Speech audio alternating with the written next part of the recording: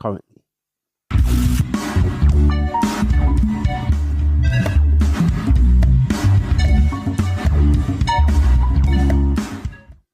So hopefully there'll be some kind of a progress or positive outcome to this get together, this gathering. Although it's been widely publicized and there's been a lot has been said about whether it was worth it, whether it was just for show, or is it going to lead to some tangible differences? Ideally, some type of peace between the two countries, two warring factions, or some type of resolution at least. Well, Channel 4 has been covering this. So without any further ado, let's get into it. Vladimir Putin still wants the whole of Ukraine's Donbas region in exchange for freezing the front lines elsewhere. That's according to reports of Donald Trump's conversation with President Zelensky and other European leaders. And the White House seems to have dropped the idea of a ceasefire while negotiations are taking place. That's a key Kremlin demand which has left Ukrainians flummoxed. So was this the summit that ended in no deal, or will Ukraine still be pressured into a bad deal, which it fears most? This summit may not have been made for peace, but it was definitely made for television. More Love Island than superpower face-off. The guest from Moscow must have pinched himself. As a wanted war criminal, this should have been Vladimir Putin's perp walk in many other countries. But to tread the red carpet in the one country that has the power to rein him in was a gift. The brief display of American military muscle was all part of the show. President Putin, will you stop killing civilians? You heard.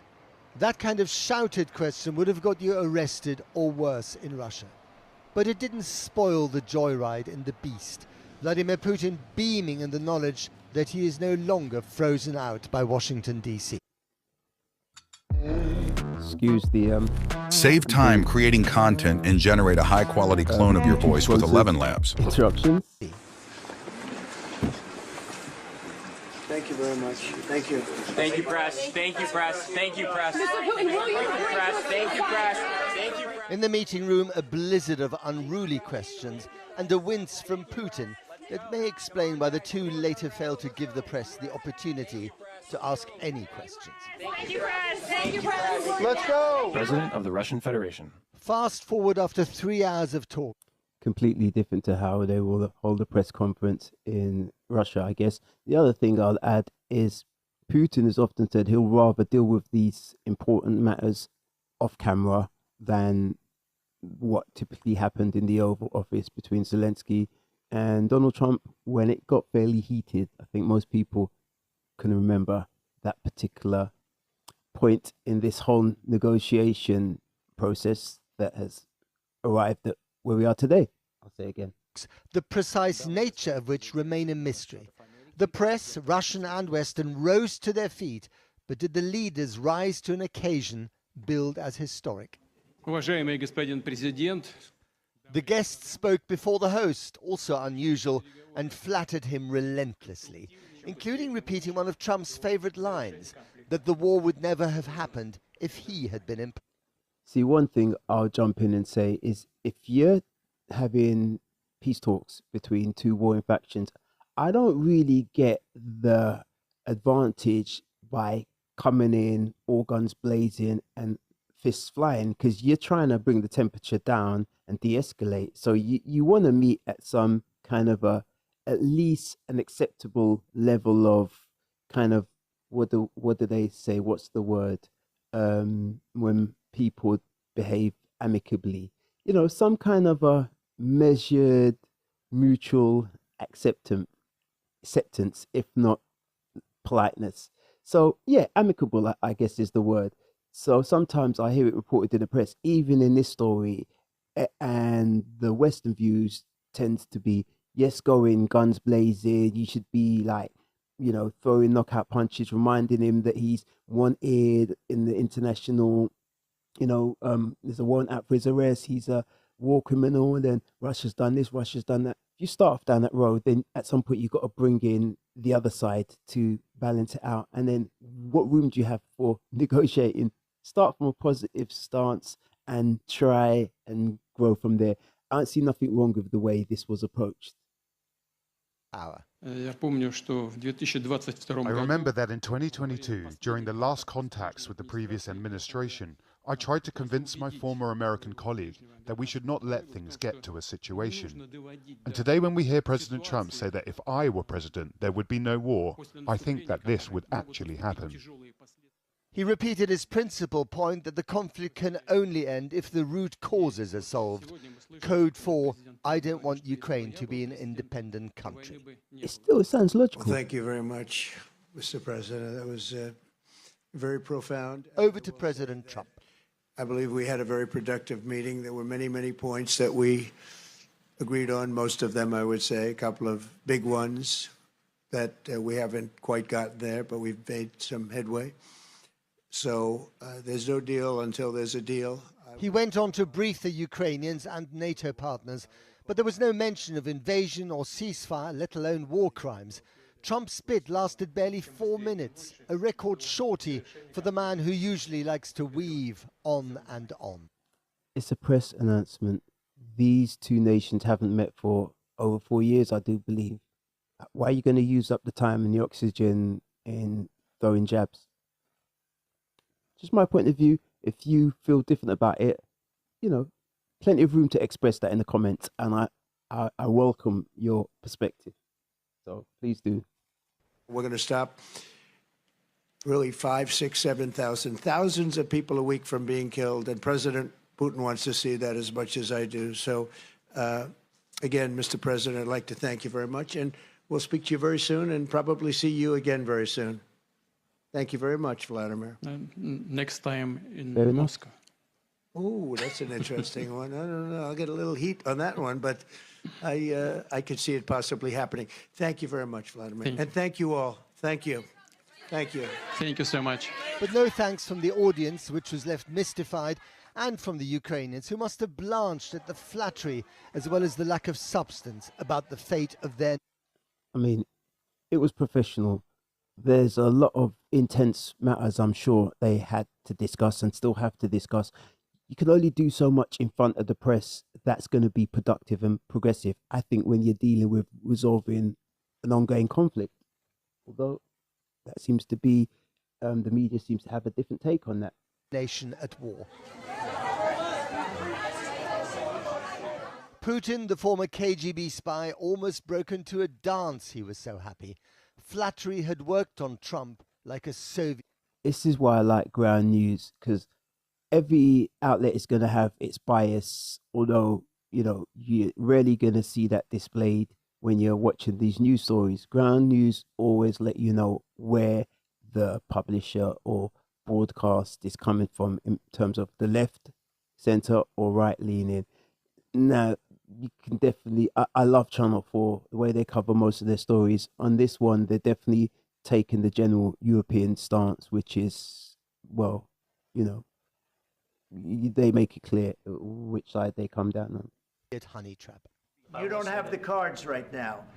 Contrast this with Zelensky's Oval Office mauling in February, which set the tone. Because you're in no position to dictate that. Remember this. You're in no position to dictate what we're going to feel. Zelensky is due back in this room on Monday. He posted today that he was grateful for the invite and hoped America would use its power to influence the situation. Will he wear a suit, though? It's the question. How Alaska will be remembered will depend on the follow-up meetings and the course of the conflict. But the Russian president turned war criminal left Alaska with the ultimate big power compliment, an American fighter escort. Get home safely, Vladimir. Well, a short time ago, I spoke to Nicely Robert done. Wilkie, who served as Veteran Affairs Secretary in Donald Trump's first administration.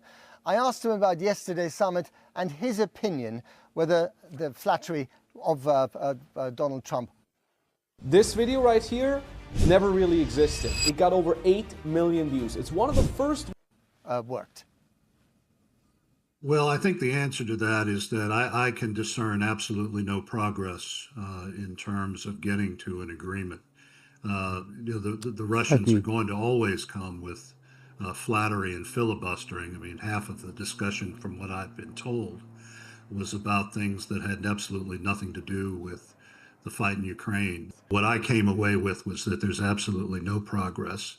The president did talk to European leaders, and I have to say I'm very much in agreement with Keir Starmer, Macron, and van der Linden that if we're going to go down the road on a peace agreement, not only do there need to be security guarantees, but the Ukrainians have to get their children and their prisoners back.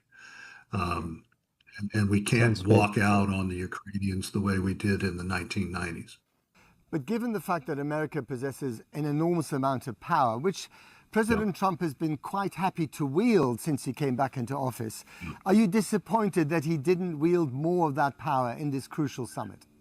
I do think that the president does have in his quiver not only the kinetic power, but he does have enormous economic power that he can wield.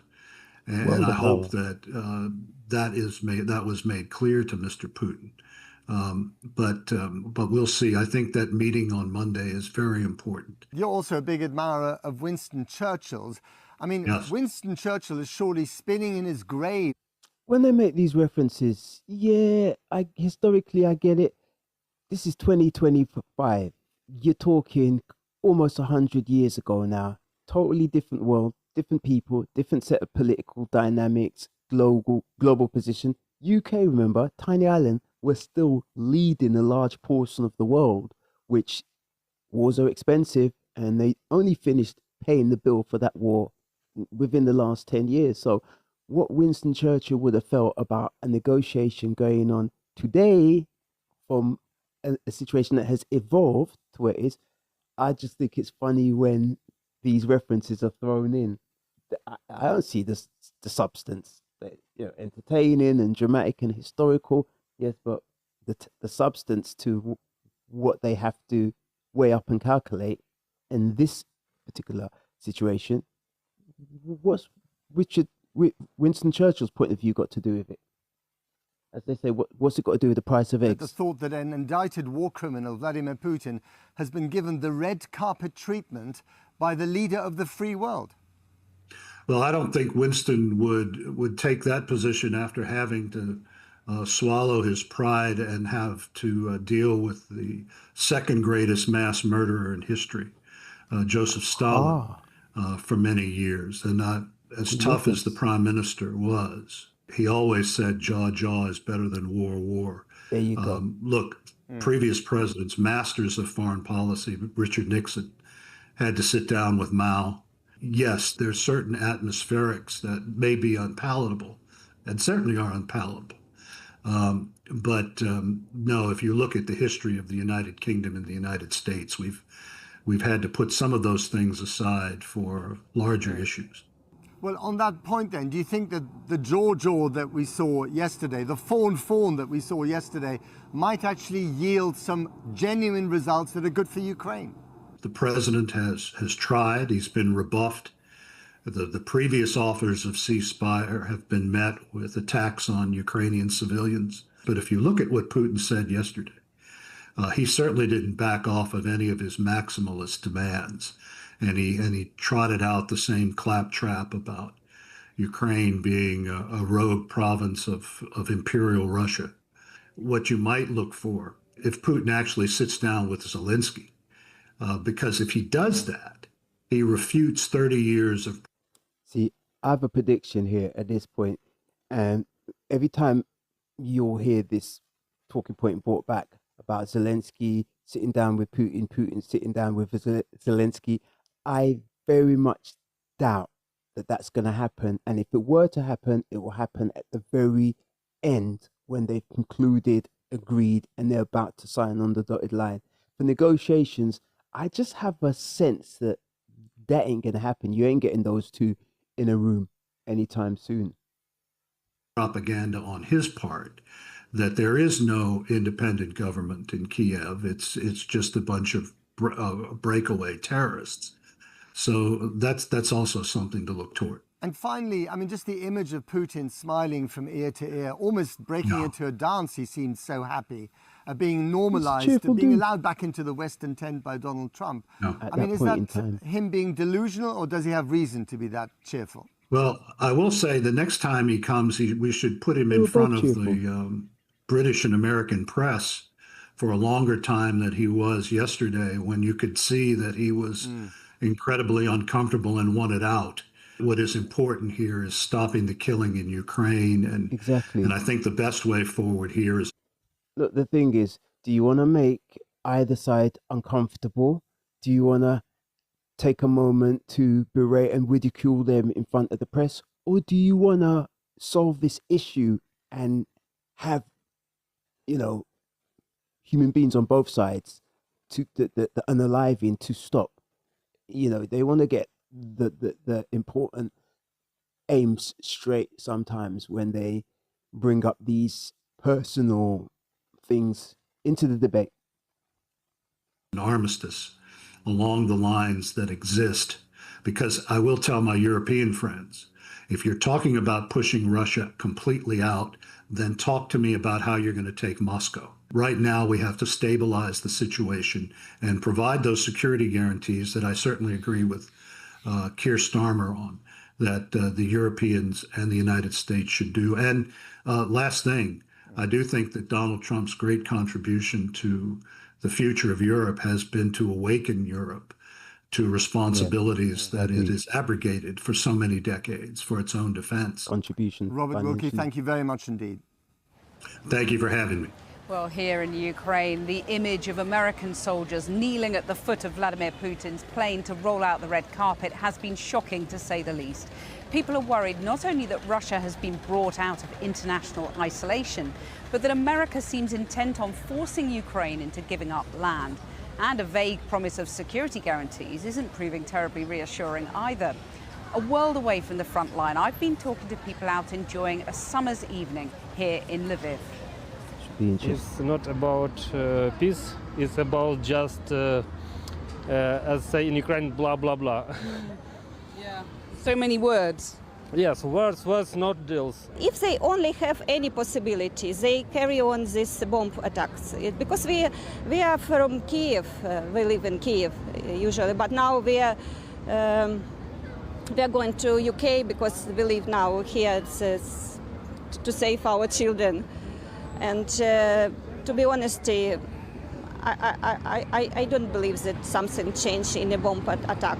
It's only short break. Putin wants the war. He wants to destroy Ukraine. So the conditions for a ceasefire wouldn't be good for Ukraine. Do you think Europe has your back, that they would be able to insist on security guarantees if there is a peace deal? Yeah, I think Europe wants to help. Yeah, I just don't know if it's enough help. Well, earlier I spoke to Ukraine's former Deputy Defence Minister, Alina Frolova. I started by asking her what, if anything, had changed after the summit last night. What if I told you you could learn to create Hollywood-level cinematic shots like the ones you're seeing right now, completely?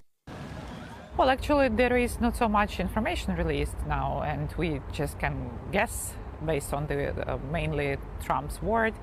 It seems that nothing was reached as agreement. They actually negotiated to continue negotiations, and which is like one of the positions which always Putin tried to promote. Trump said afterwards that he and Putin largely agreed on what he called a land swap. But is there relief in Ukraine today that nothing was signed and sealed on that? We cannot swap Ukrainian land on Ukrainian land, and no one knows exactly what they have been talking about. So and our position was clearly declared by the president of Ukraine and the head of parliament. We said that we are not ready to legally acknowledge any occupied territories to be a Russian one.